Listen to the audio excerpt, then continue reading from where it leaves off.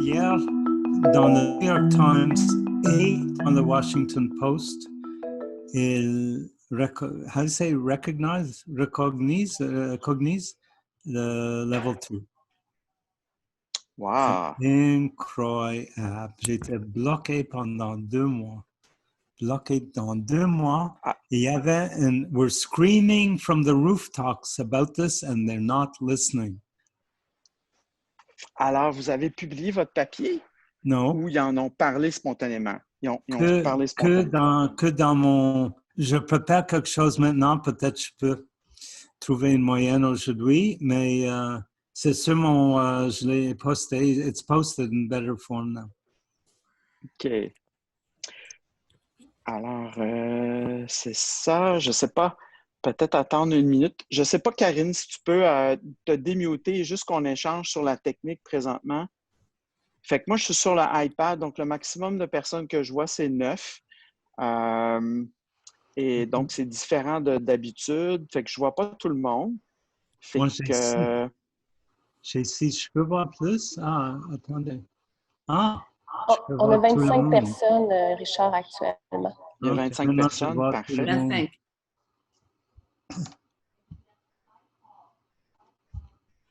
Qui vous êtes? OK. Vous êtes tout en santé, tout comme quoi? Comme médecin, comme infirmière, comme, je sais pas. Ouais. Ben, en fait, justement, avant qu'on commence les présentations informelles, j'apprécie beaucoup, Henry, que tu discutes comme ça. Les gens sont très heureux de t'entendre. Sont bien honorés de t'avoir ici aujourd'hui. En fait, il y a plusieurs personnes. Donc, ça, c'est un stage de leadership et d'innovation en milieu rural en temps de pandémie qu'on a créé, inspiré par le IMHL, avec la collaboration de Leslie, Liz, puis Joanne même. Et puis, donc, on a des résidents. Donc, on a des résidents, 4 résidents, des médecins résidents, puis une ergothérapeute en stage.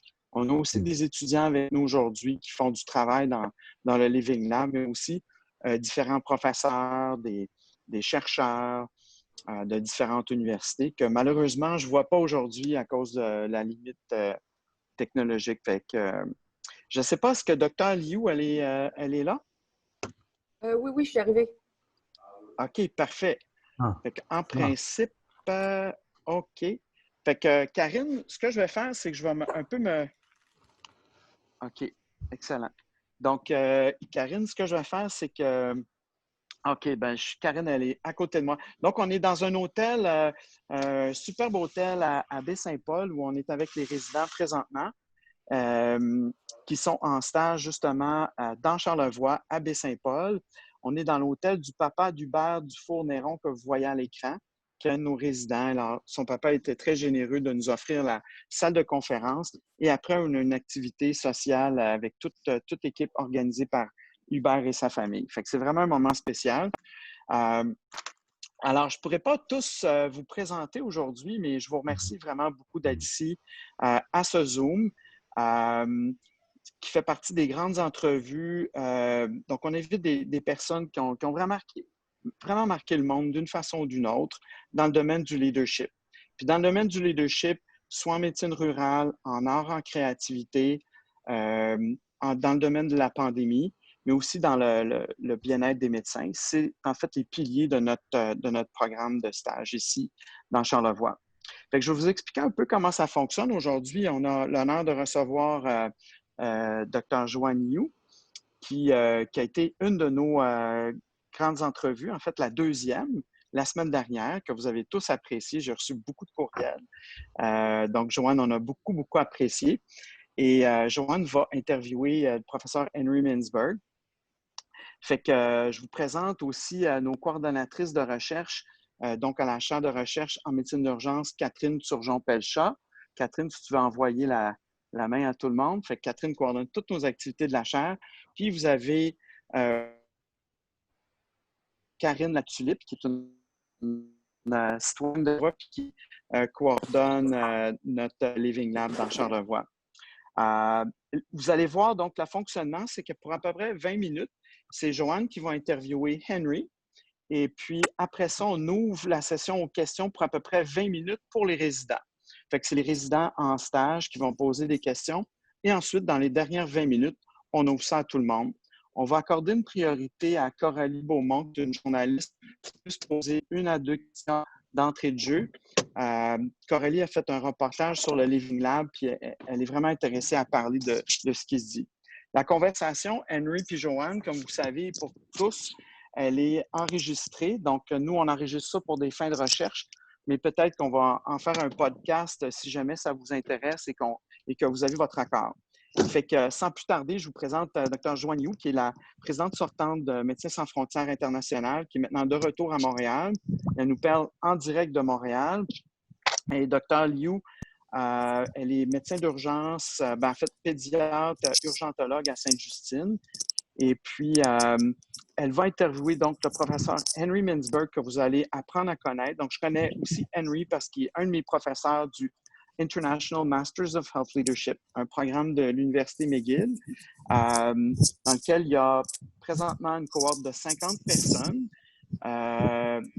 venant de, je pense, c'est 16 ou 17 pays. Donc, c'est vraiment une cohorte vraiment intéressante de médecins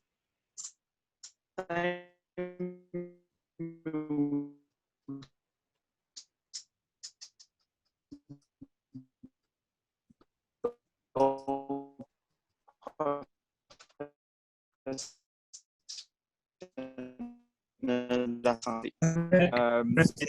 Souvent. Il y a un son d'un OK, on peut contrôler la... OK. On va s'organiser pour C'est pour peut-être mieux muter. maintenant.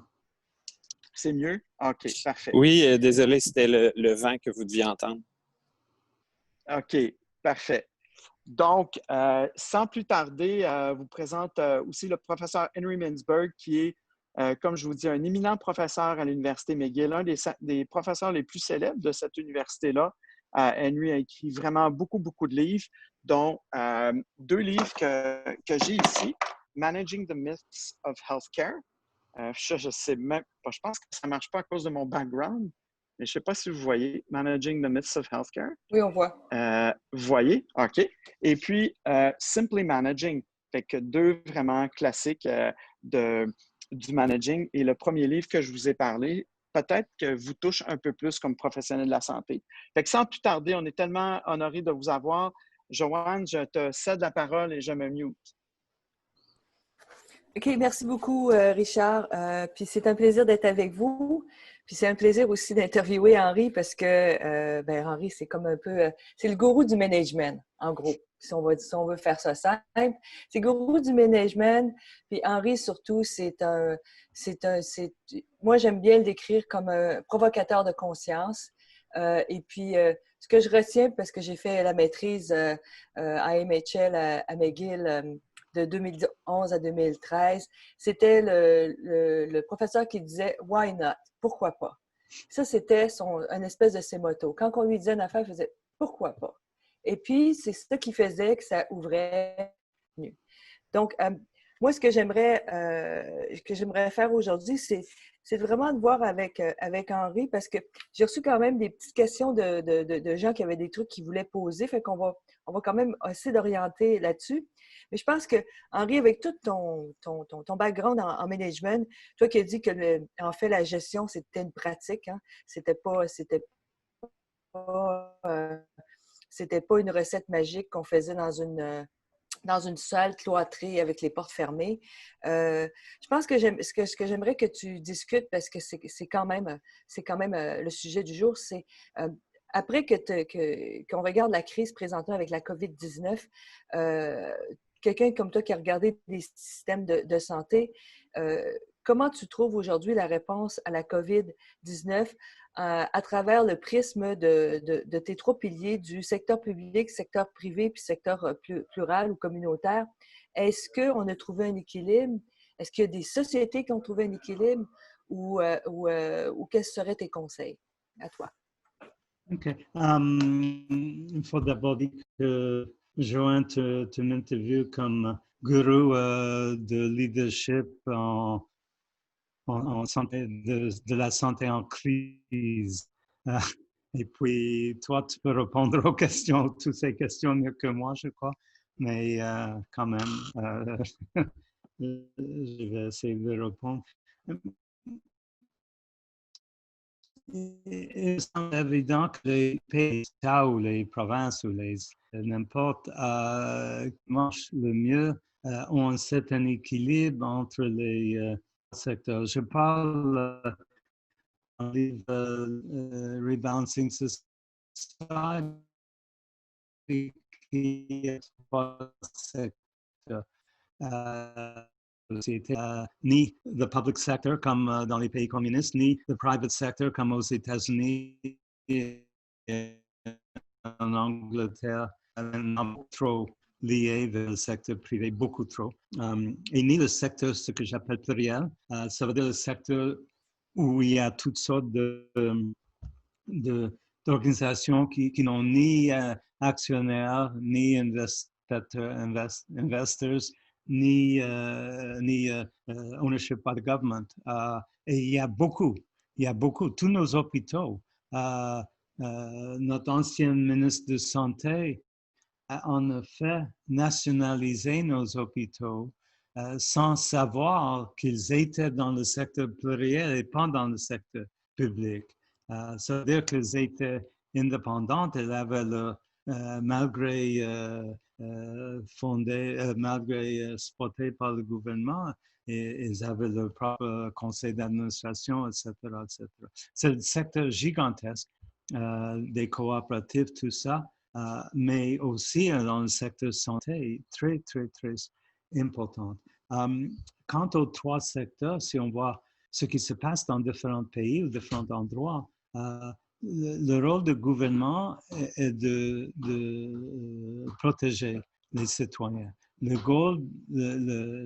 but des entreprises est de fournir des choses qu'on a besoin, comme des masques ou des équipements, etc.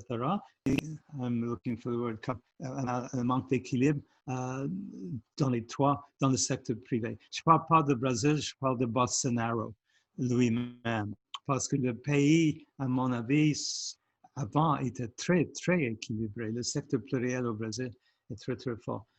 Puis, s'il faut travailler, réagir d'une crise comme ça, il faut les trois heures et il faut une certaine coopération. Au Québec, je ne sais pas ce que je veux dire. C'est plus équilibré que les autres dont je viens de parler. Mais quand même, il y a l'histoire avec toi-même, Joanne, qu'ils ne cherchent pas les gens qui connaissent la situation. On est en charge, on est le gouvernement, on décide. Pas très sage. Merci pour ta réponse. Et puis, donc, au Québec, c'est quand même une situation particulière. Puis si on regarde au prorata, le Québec ne performe pas vraiment bien par rapport à sa réponse. Et malgré tout ça, est-ce que tu crois qu'on a fait preuve d'innovation dans notre réponse? Est-ce que tu vois des initiatives qui ont été innovantes dans la réponse? Qu'est-ce que ça veut dire innovation? Je ne fais pas de blague. Je trouve que l'établissement est totalement contre l'innovation. Ils sont complètement aveugles. Je ne parle pas d'ici, ou pas nécessairement d'ici. Je parle de WHO, par exemple, World Health Organization. Et comme tu sais très bien, Eric sait aussi très bien, depuis 2 mois et demi, j'avais une seule obsession. C'est une étude en Italie qui montre qu'il y a une possibilité d'une haute moyenne de transmission de coronavirus dans l'air pollué, C'était pas, il n'y avait pas preuve, il y avait évidence qui était assez forte.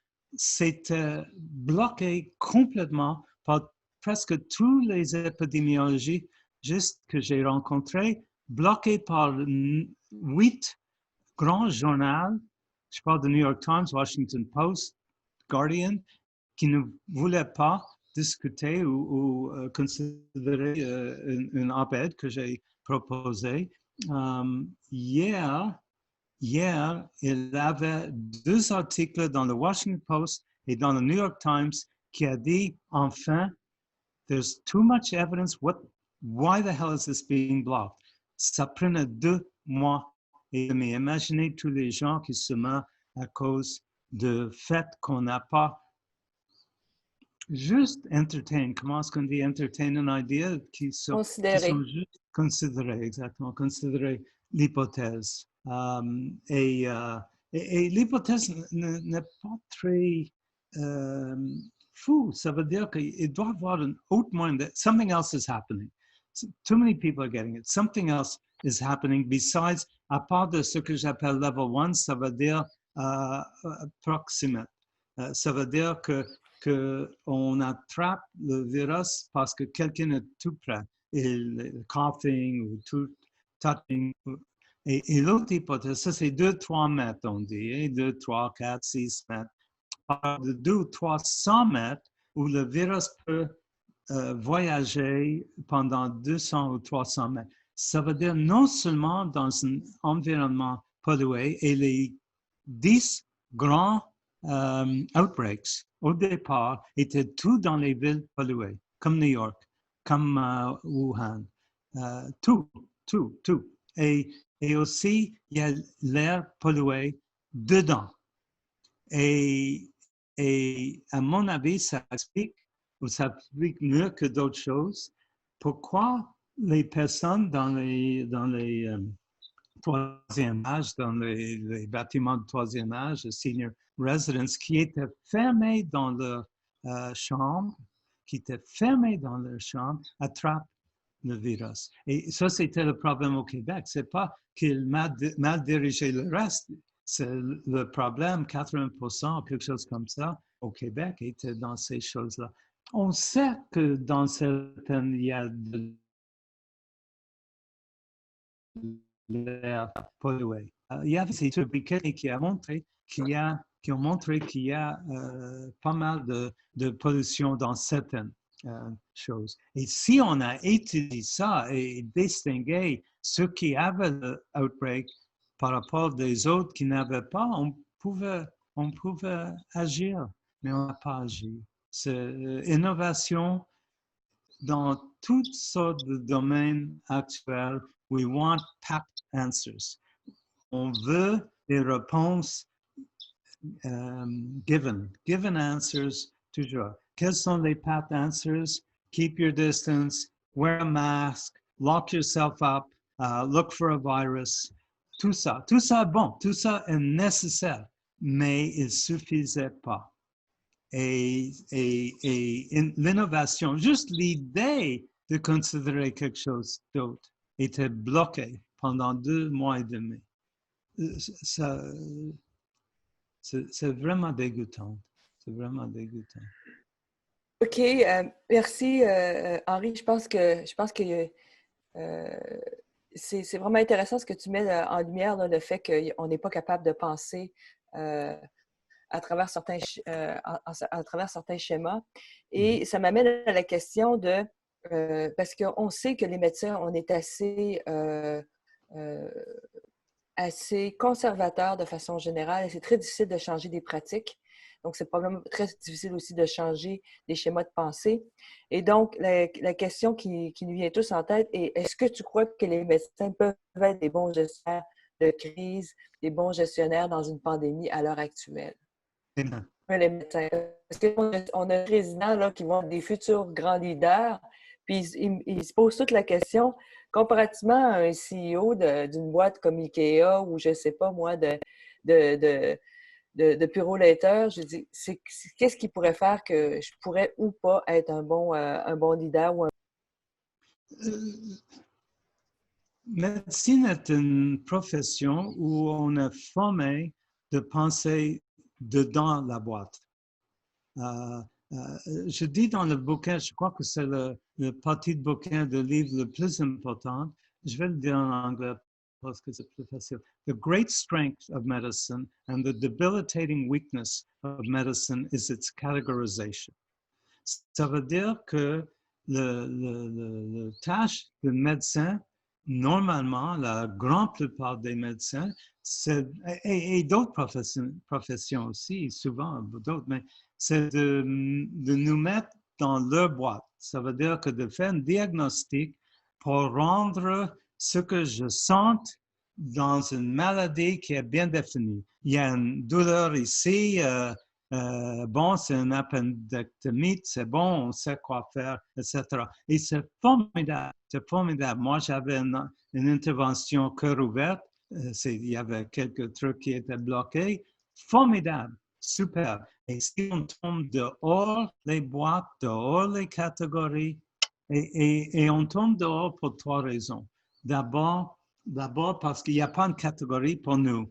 Autoimmune disease, IBS, il n'y a pas de catégorie. S'il n'y a pas de catégorie, tant pis.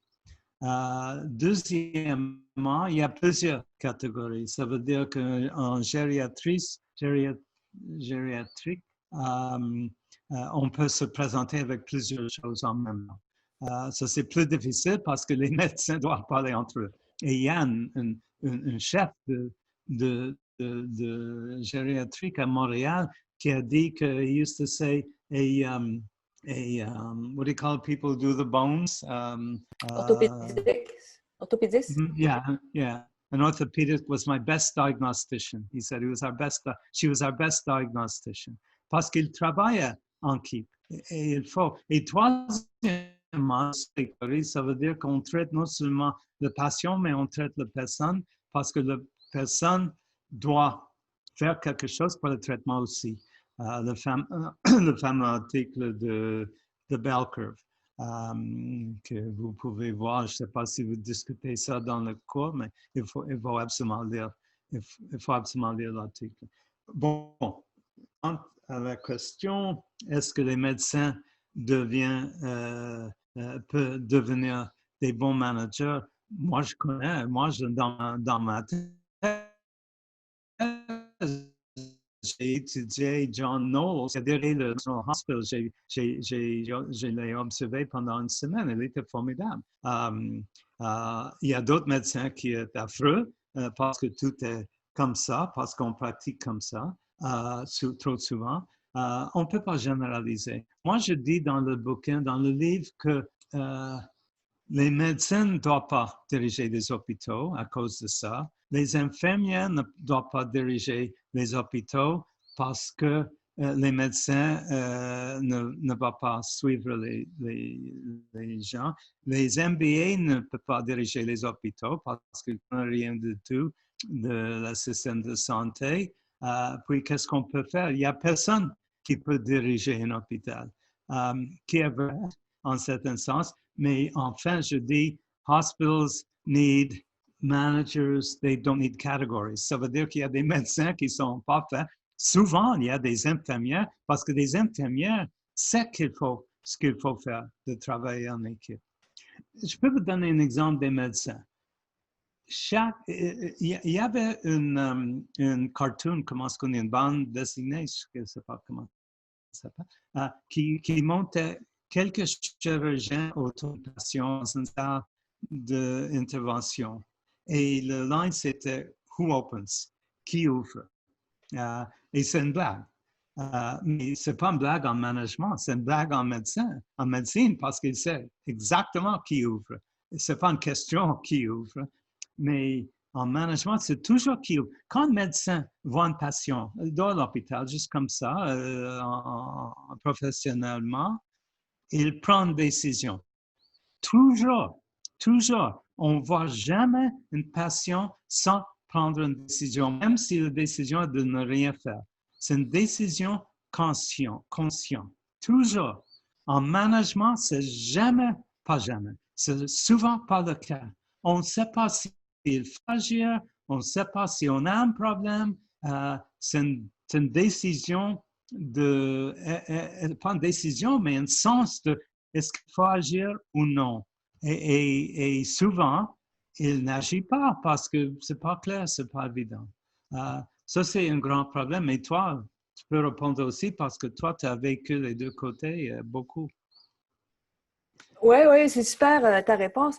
Mais c'est intéressant parce que d'une part, c'est vrai que les médecins, on a des arbres décisionnels, puis ça tombe selon la réponse, tu vas vers un circuit d'action et de décision sur toi.